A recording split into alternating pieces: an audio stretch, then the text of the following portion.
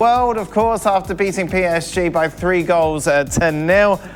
Take that, all you haters. We've heard that a lot from Chelsea fans and Chelsea players over the last 48 hours, including Cole Palmer.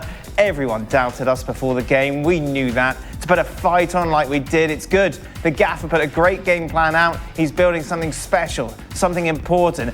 Everybody's talked a lot about us all season, but I feel like we're going in the right direction.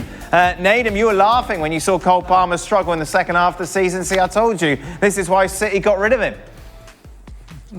Yeah, that's exactly what I said, Dan Thomas. And now in this reality, that's absolutely not the case. But I like the fact that he's speaking with his chest in that manner, because I think for him, seeing on a day-to-day basis what the manager's doing, how the players are improving and how he fits in with this, then that's great.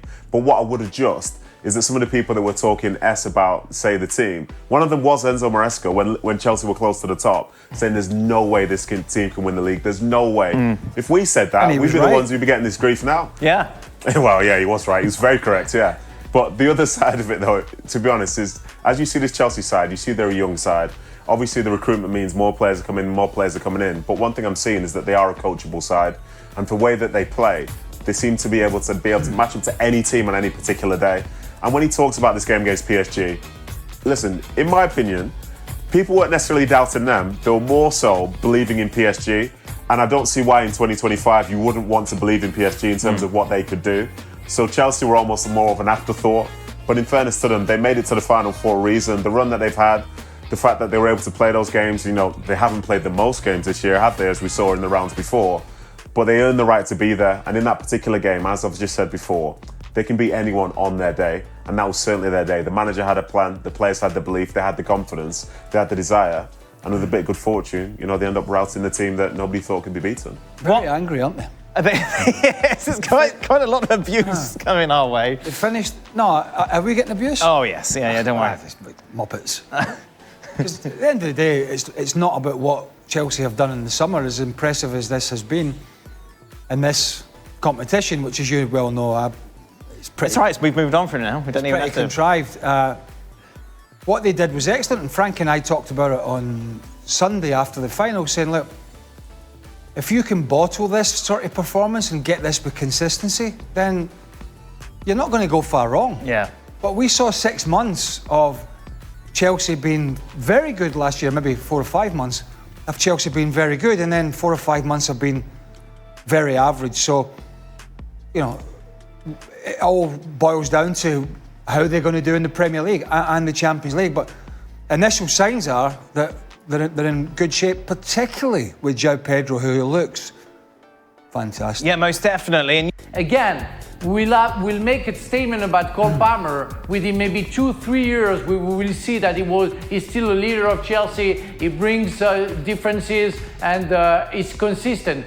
That's the only thing we can say. The guy has talent. He shows character right now. Saying, oh, you are saying biases to us. We are showing you are wrong. No, we are not wrong. We are fair. We know what we see. We understand football, and we love you, but we want more, and we need consistency. And as we said on Sunday, if Chelsea is capable of doing what they did on Sunday, they can win the Premier League. But we already know that's kind of impossible all season long. So we'll see what's going on next season. Good luck to them. I think what was surprising, Frank, at the weekend was the space that PSG afforded the Chelsea midfield. Now, Chelsea actually really pressed PSG hard in the first 45 minutes. But PSG did not press. And what we saw, their great success in the second half of the season, was the pace of their play. And in some sense, everything they did really well from January to winning the Champions League against Inter, all that stuff that got them into that position and had them success because Chelsea played a super game, which they did, or was it the fact that it was Chelsea's 64th game and it was PSG's 65th in this hot climate that everybody's talked about, and it just looked as if they were dead on their feet. Either that or the players couldn't wait to get on the holidays because, Mendes had a terrible game and he's been absolutely terrific at left back. But he was going missing, and whenever he went missing, Cole Palmer would step into those little holes and Chelsea would exploit it. And so when you give somebody like Cole Palmer that kind of space, right, then he's going to kill you because he's already shown for 18 months, 2 years in the Premier League, that he can pick a pass, he can see a pass, and he can play a pass, as well as score goals and have good end product. And that's him under pressure. When you give him the type of space that PSG gave him, which was a big surprise in terms of their performance, then he's going to go and hurt you. And if you set off him in the Premier League, he will do that to you, but he will not get that amount of space on a weekly basis in England like he did in New York at MetLife at the weekend. Nathan, the narrative coming out of the Chelsea camp is no one believed in us, we showed them, which, as the boys have said, you know, it's good for a one-off game, but to do that week in, week out in the Premier League, how do you carry that sort of attitude into a league season?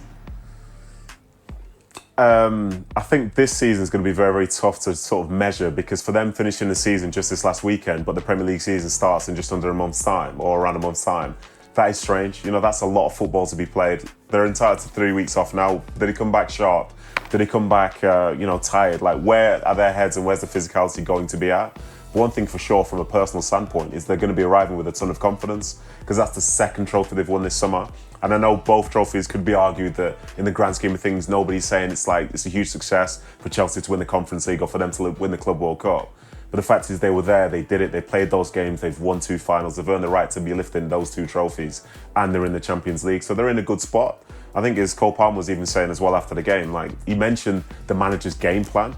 So the manager has a plan, he can see what the opposition will do, but he has the players that can adapt to that as well. And as Craig said, the way that teams will play in the Premier League will be very, very different. But it feels like the players trust the manager and the manager trusts the players. And at the moment, the output is putting them in a position to whereby we can see who they're trying to be. And I think there are so many teams that aren't in that position. So going into next year, maybe Maresca will say they can win the title this season, but only time will tell, because consistency is going to be the difference. A lot more.